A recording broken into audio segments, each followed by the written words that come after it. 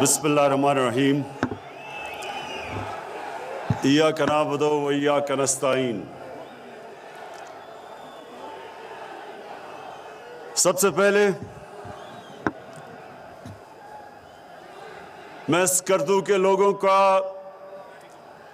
शुक्रिया अदा करता हूं कि इतनी ठंड के अंदर आप इतनी तादाद में यहाँ आए। आपका बहुत बहुत शुक्रिया।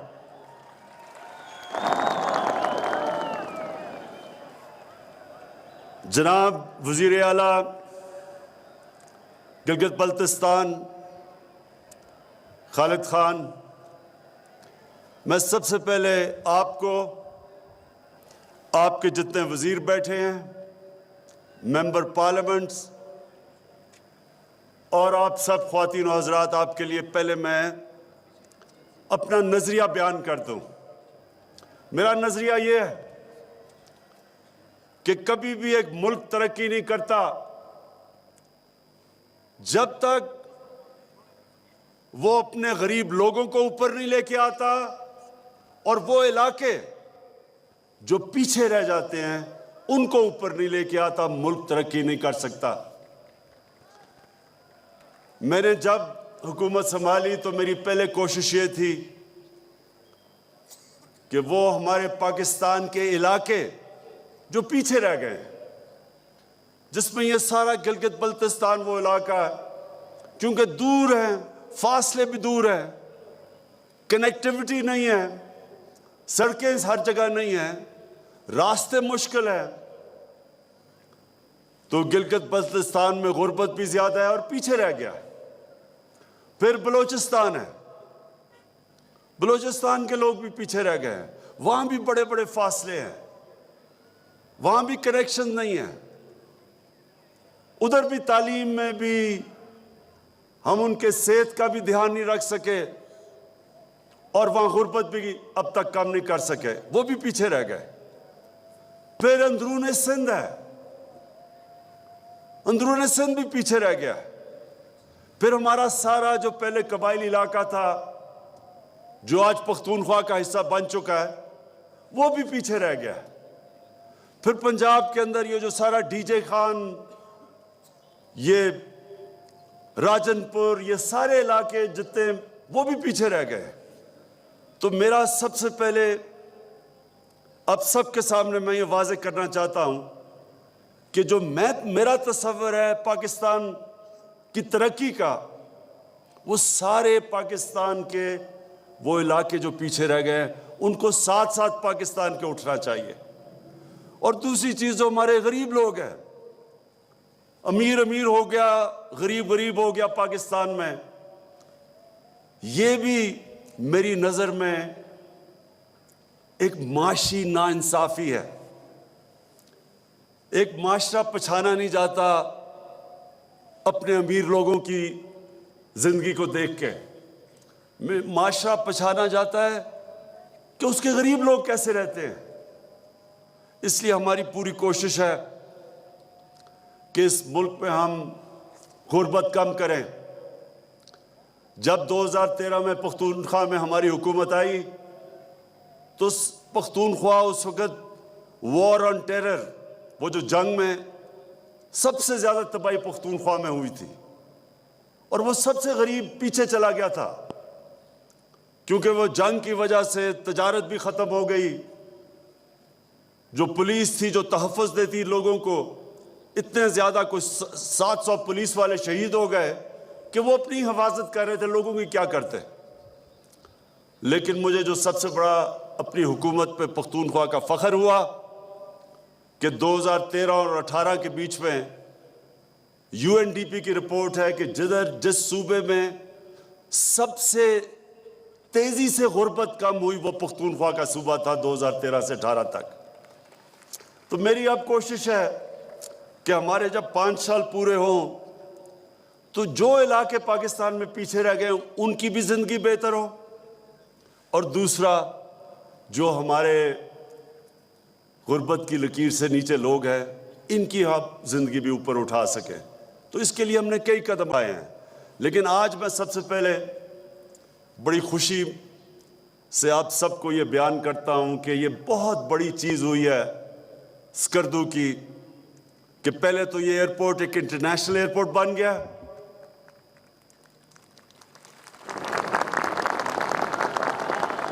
یہ اسکردو کے لوگوں، یہ آپ کے لیے میں کہنا چاہتا ہوں کہ میری آج بات یاد رکھنا. وقت ثابت کرے گا کہ اس اسکردو کے ایئرپورٹ کو انٹرنیشنل ایئرپورٹ بننے سے جو آپ سب کی زندگیوں میں تبدیلی آنے والی ہے وہ بھی آپ تصور نہیں کر سکتے، میں کر سکتا ہوں.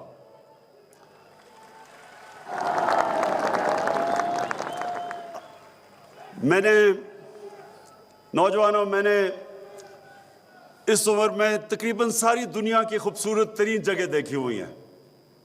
آسٹریا، سوئٹزرلینڈ، افریقہ کے اندر سفاری پارکس، تقریباً ساری دنیا دیکھی ہوئی ہے.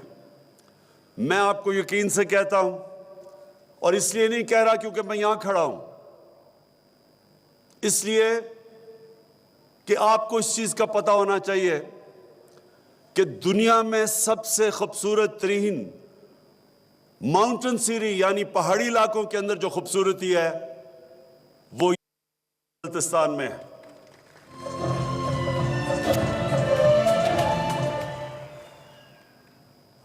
ابھی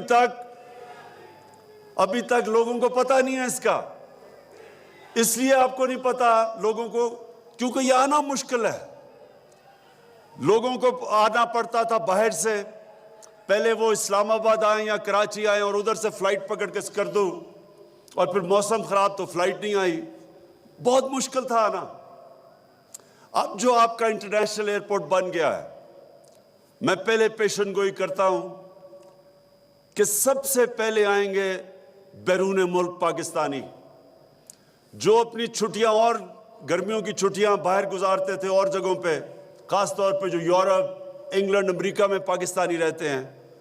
میں جانتا ہوں کہ انہوں نے سب نے، جب ان کو پتہ چلا کہ ڈائریکٹ فلائٹس ہیں یہاں، آپ دیکھیں گے کہ کس تعداد کے اندر آپ سے باہر سے بھی آئیں گے لوگ اور اندر سے بھی. یہ سڑک ٹھیک ہونے سے، اور یہ جو سڑک ہے، میں نے 30 سال پہلے اس پہ سفر کیا ہے اور مجھے پتہ ہے کہ یہ کتنی خطرناک سڑک تھی. لوگ جانے سے پہلے ایک دوسرے کو ایسے خدا حافظ کہتے تھے کہ پتہ نہیں شاید دیکھیں گے بھی یا نہیں ان کو. بڑے اور میں اس سڑک میں خاص طور پہ NHA، مراد سعید آپ کی منسٹری کو، اور FWO، میں ان کو خاص طور پہ خراج تحسین پیش کرتا ہوں کہ یہ اتنی مشکل اور خطرناک سڑک جس طرح آپ نے بنائی ہے، اور جو بالکل فاصلہ اب ختم ہو گیا، یعنی جو 8 گھنٹے لگتے تھے اب 3 گھنٹے میں لوگ یہاں سے گلگت پہنچ سکتے ہیں. اور آج میں خاص طور پہ خراج تحسین پیش کرنا چاہتا ہوں FWO کے وہ جو فوجی تھے جنہوں نے شہادت جن کی ہوئی سڑک بناتے ہوئے،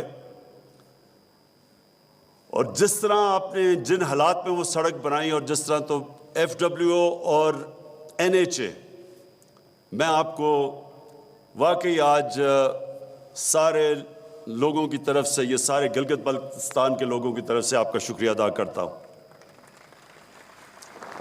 اب میں صرف آپ کو یہ بتانا چاہتا ہوں کہ ٹورزم یہ کتنا بڑا پاکستان کا اثاثہ بن سکتا ہے. ٹورزم، اب سوئٹزرلینڈ لے لیں، سوئٹزرلینڈ آدھا ہے گلگت بلتستان کے مقابلے میں، اور صرف سوئٹزرلینڈ سے جو وہ ٹورزم سے پیسہ بناتے ہیں وہ تقریباً $70 ارب ہے.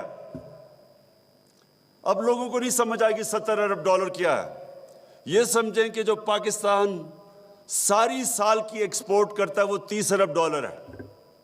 وہ صرف ٹورزم سے $70 ارب بناتے ہیں، اور وہ آدھا ہے ہمارا گلگت بلتستان کا. اور جو سوئٹزرلینڈ سے اور آسٹریا سے جو لوگ ادھر آئے ہیں گلگت بلتستان میں، کئی میں جانتا بھی ہوں، وہ خود کہتے ہیں کہ وہ کچھ بھی نہیں، مقابلہ ہی نہیں ہو سکتا سوئٹزرلینڈ کا، جو کہ خوبصورتی اور جو پہاڑ اس علاقے میں ہے.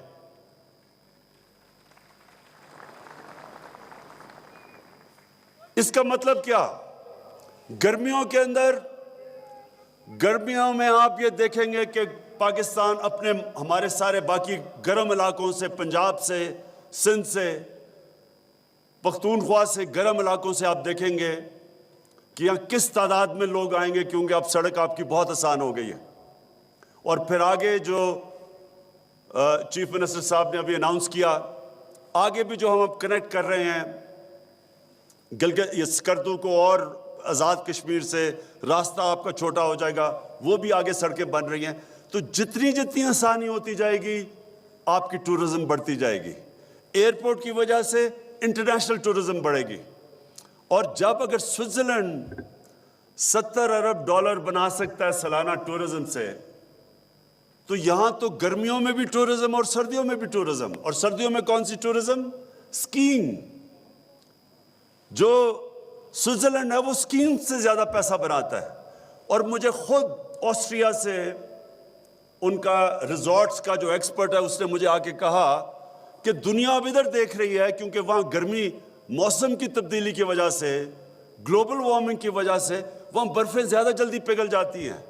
تو کیونکہ یہاں اتنے اونچے پہاڑ ہیں تو وہ اب پاکستان کی طرف دیکھ رہے ہیں، گلگت بلتستان کی طرف دیکھ رہے ہیں کہ وہ سردیوں میں ادھر آ کے سکینگ کریں.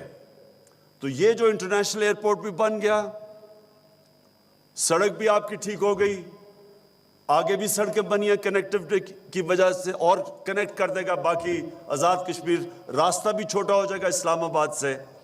تو آگے میں ابھی آپ کو، چیف منسٹر صاحب، آپ کو اور آپ سب لوگوں کو کہنا چاہتا ہوں کہ اپنی زمین کا اب آپ نے دھیان رکھنا ہے.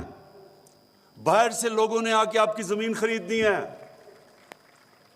اور پیسہ، کیونکہ یہاں غربت زیادہ ہے، وہ زیادہ پیسہ دیں گے آپ کو زمین کے لیے. اس لیے یہ بڑا سوچ سب، کیونکہ زمین کم ہے یہاں، آپ کو اس زمین کی ضرورت پڑے گی. اس کو ریزورٹس بنائیں گے. دیکھیں ریزورٹ کا مطلب کیا ہے؟ گھر کے ساتھ اگر آپ ایک کمرہ بنا دیتے ہیں، باہر سے ٹورسٹ آتا ہے، وہ کمرے میں ٹھہرتا ہے، ہاں اس گھر کا فائدہ ہو جاتا ہے. لیکن اصل پیسہ خرچ ہوتا ہے جب ٹورسٹ آ کے ریزورٹ میں رہتا ہے. اور یہ دبئی میں، پاکستان سے لوگ دبئی جاتے ہیں ریزورٹ کے لیے، حالانکہ اس ملک میں ہر قسم کی ریزورٹ بن سکتی ہے. تو ہم نے یہاں ریزورٹس بنانی ہے. اور وہ جو زمین خالد خان آپ نے مجھے ابھی دکھائی ہے، اس کو ریزورٹ کے لیے رکھیں، تاکہ وہاں سے جس کو ہائی اینڈ ٹورزم کہتے ہیں، جو آگے زیادہ پیسہ خرچ کرتے ہیں. اگر سوئٹزرلینڈ $70 ارب بنا سکتا ہے تو ہم اتنا بڑا علاقہ ہمارے پاس، اگر ہم سوچ سمجھ کے اب چلیں تو ہم کم از کم $30-40 ارب بنا سکتے ہیں صرف گلگت بلتستان کی ٹورزم سے. پختونخوا کی علیحدہ ہے. پھر ہمارے پاس ریلیجس ٹورزم ہے، ہمارے پاس گندھارا سویلائزیشن ہے، دنیا سے بدھسٹ آ سکتے ہیں. ہمارے پاس ہندوؤں کے لیے زبردست 4 ان کے بڑے زبردست جگہ ہیں، جیسا کٹاس راج پہ ہے. ہمارے پاس صوفیزم کے لیے بڑے بڑے جگہ ہیں، درگاہیں ہیں، جدھر دنیا آ سکتی ہے. اور سب سے بڑی بات یہ کہ ہمارے پاس سارا علاقہ پڑا ہے، سمندر پڑا ہوا ہے، جس کے اوپر ابھی ہم نے کچھ نہیں کیا، اور اب ہم پلان کر رہے ہیں کہ وہاں ریزورٹس بن سکتی ہیں. تو اللہ نے اس ملک کو جو نعمتیں بخشی ہیں، ابھی تک تو ہم نے ان کسی نعمت کا فائدہ ہی نہیں اٹھایا ابھی تک، ٹورزم کا، اپنے علاقے کا، اپنی خوبصورتی کا. تو انشاءاللہ یہ جو آج میں خاص آیا ہوں یہاں، میں آپ کے دن نوٹ کر لیں، آگے آنے والے دنوں میں جو ٹورزم اب بڑھے گی یہاں، انٹرنیشنل ٹورزم بھی، لوکل ٹورزم بھی، اس سے سب سے زیادہ فائدہ آپ لوگوں کو ہوگا. اور مجھے پتہ ہے کہ یہاں لوگ کتنی مشکلوں میں رہتے ہیں. تو اب آپ کو سردیوں اور گرمیوں میں انشاءاللہ دونوں ٹورسٹ ملیں گے. یہاں آپ کو جانا ہی نہیں پڑے گا. لوگ بیچارے یہاں سے اتنی دور دور جاتے ہیں نوکریاں لینے کے لیے. انشاءاللہ یہ بھی وقت آ جائے گا یہاں لوگ نوکریاں ڈھونڈنے آیا کریں گے آپ کے پاس. اب میں 2 اور باتیں کرنا چاہتا ہوں کہ یہاں مجھے پتہ ہے بجلی کا بڑا مسئلہ ہے، اور اس لیے ہم نے یہ ہائیڈرو الیکٹریسٹی کے لیے پروجیکٹس بنائے ہیں جو ابھی آپ نے چیف منسٹر نے اناؤنس کیے ہیں. اور دوسرا مجھے یہ بھی پتہ ہے کہ اتنے دور دراز علاقے ہیں آپ کے کہ بڑا مشکل ہے ضلع کا ہیڈ کوارٹر ایک جگہ ہو اور دور دور لوگوں سے آنا پڑتا ہے. تو چیف منسٹر صاحب آپ مجھے ریکمینڈ کریں اور انشاءاللہ ہم آپ کے لیے آپ کی مدد کرتے ہیں اور ضلع بنانے کے لیے تاکہ لوگوں کی آسانی ہو. اور دو اور چیزیں یہ اس وقت پہ کیونکہ ساری دنیا میں مہنگائی ہے, آپ کو پتہ نہیں, آپ باہر سے دیکھتے نہیں کہ دنیا میں اس وقت کیا ہو رہا ہے. ساری دنیا میں کرونا کی وجہ سے لاک ڈاؤن لگائے گئے, ان کی وجہ سے سارے سپلائی لائنز رک گئی, یعنی تجارت ختم ہو گئی, چیزوں کی کمی ہو گئی اور چیزیں مہنگی ہو گئی. تو ایک ساری دنیا میں مہنگائی ہے اس وقت. تو اس لیے ہم نے اناؤنس کیا اپنا احساس راشن کارڈ. 3 چیزوں کے اوپر, آٹا, گھی اور دالیں, ان کے اوپر ہم جس بھی خاندان کی 50,000 روپے سے کم آمدنی ہے ان سب کو 30% رعایت ملے گی آٹا, گھی اور دالوں کے اندر. یہ ہمارا راشن شروع ہو رہا ہے اب سے, آج کے دن سے شروع ہو رہا ہے سارے پاکستان میں. دوسری چیز صحت کارڈ, ہیلتھ انشورنس. یہ آپ کو پتہ ہے کہ دنیا کے امیر ترین ملکوں میں بھی یونیورسل ہیلتھ انشورنس نہیں ہوتی, یعنی ہر خاندان کے پاس ہیلتھ انشورنس نہیں ہوتی. یہ ہم سارے شروع کر رہے ہیں. پختونخوا میں سب سے پہلے ہوئی, اب پنجاب میں اگلے مہینے سے شروع ہو رہا ہے, 3 مہینے میں سارے پنجاب میں, سارے گلگت بلتستان میں. چیف منسٹر صاحب, ہم ہر خاندان کے پاس ہیلتھ انشورنس دیں گے تاکہ آپ کسی وجہ سے آپ کو اگر گھر میں بیماری ہو اور پیسہ نہ ہو, یہ آپ کا خوف نہیں ہونا چاہیے کہ پیسے نہ ہونے کی وجہ سے غریب گھرانوں میں علاج نہیں کروا سکتے. اب ہر گھرانے کے پاس 10 لاکھ روپے کی ہیلتھ انشورنس ہوگی. کسی بھی پرائیویٹ ہاسپٹل, گورنمنٹ ہاسپٹل, کہیں بھی جا کے آپ اپنا 10 لاکھ روپے تک اپنا علاج کروا سکیں گے. اور اسکالرشپس, میں خالد خان آپ کو یہ بتاؤں کہ ہم نے یہ فیصلہ کیا کہ سب سے بہتر طریقہ اپنے کمزور طبقے کو, گھرانوں کو اوپر اٹھانا کہ ہم ان کو اچھی تعلیم دے سکیں, ٹیکنیکل ایجوکیشن دے سکیں, وہ ہنر سکھا سکیں ان کو. کہ جیسی ایک خاندان میں ایک ہنر سیکھتا ہے تو وہ اپنے سارے خاندان کو اٹھا سکتا ہے. تو پہلے تو ہم نے جو ایک بڑا زبردست پروگرام شروع کیا ہے 20 لاکھ خاندانوں کے لیے, شروع میں جو سب غریب 20 لاکھ خاندان ہیں, کامیاب پاکستان. اس میں ہر وہ جو نیچے خاندان ہیں جو غریب ترین ہیں 20 لاکھ, ان کے لیے پہلے تو 5 لاکھ تک قرضہ سود کے بغیر اس خاندان کو, ایک فرد کو ملے گا.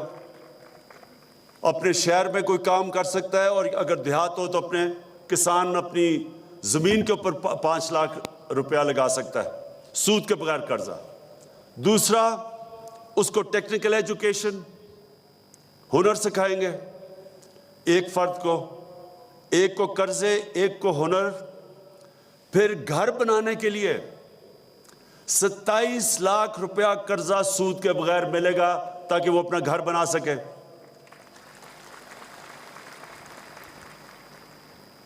اور پھر جو سارے ہم نے باقی اسکالرشپس دی ہیں صوبوں میں, ہمارے صوبوں نے اور ہمارے جو فیڈرل گورنمنٹ نے, ہم نے پہلی دفعہ پاکستان کی تاریخ میں 47 ارب روپے کی اسکالرشپس دی ہیں جو 60 لاکھ ہے.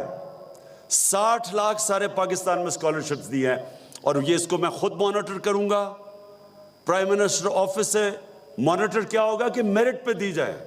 ہم خود صرف یہ دیکھیں گے کہ میرٹ پہ دی جا رہی ہیں, اور پرائم منسٹر ہاؤس کا ایک آن لائن کے اوپر ہمارا ویب سائٹ نمبر آئے گا. کوئی بھی نوجوان جو پڑھنا چاہتا ہے اور اس کی قابلیت ہے اور وہ سمجھتا ہے کہ اس کے پاس پیسے نہیں ہیں ماں باپ کے پاس، وہ اپلائی کر سکتا ہے، اور میں خود مانیٹر کروں گا کہ میرٹ کے اوپر اسکالرشپس ملے، جو ڈیزرو کرتے ہیں لوگ ان کو ملے۔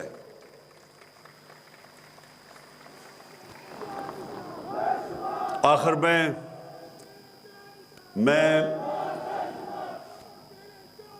اسکردو کے لوگوں آپ کا شکریہ ادا کرتا ہوں کہ اتنی ٹھنڈ کے اندر آپ اتنی تعداد میں آ جائے، میں آپ کا شکریہ بھی ادا کرتا ہوں، اور آپ کو آج مبارک دیتا ہوں کہ یہ جو سڑک بنی ہے اور یہ جو ایئرپورٹ انٹرنیشنل بنا ہے، اس سے انشاءاللہ یہ اللہ نے آپ کو جو خوبصورتی دی ہے، یہاں اسکردو ایک ایسا علاقہ ہے کہ کسی سائٹ پہ بھی آپ چلے جائیں، عموماً یہ ہوتا ہے کہ اچھا یہ علاقہ ہے تو صرف شمال میں چلے جاؤ یا مغرب میں چلے جاؤ، یہاں کہیں بھی چلے جاؤ، اور میں یہ سارے علاقے میں گیا ہوں، کہیں دنیا میں اس طرح کی اتنے علاقے کے اندر خوبصورتی نہیں جو آپ کے علاقے میں ہے، اور انشاءاللہ اب آپ کو پتہ چلے گا کہ اس خوبصورتی سے ٹورزم کتنی آئے گی اور پھر آپ کو کتنا فائدہ ہوگا، یہ وقت ثابت کرے گا۔